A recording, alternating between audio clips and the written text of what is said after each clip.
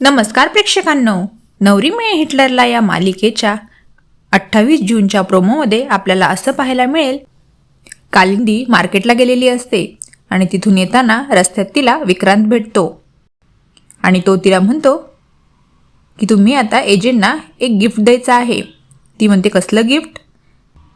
त्यावर तो तिला काहीतरी देतो आणि म्हणतो की हे गिफ्ट द्यायचं आहे आणि ती सुद्धा हो म्हणते. आता इकडे एजेच्या घरी सगळेजण डायनिंग टेबलवर जेवणासाठी बसलेले असतात.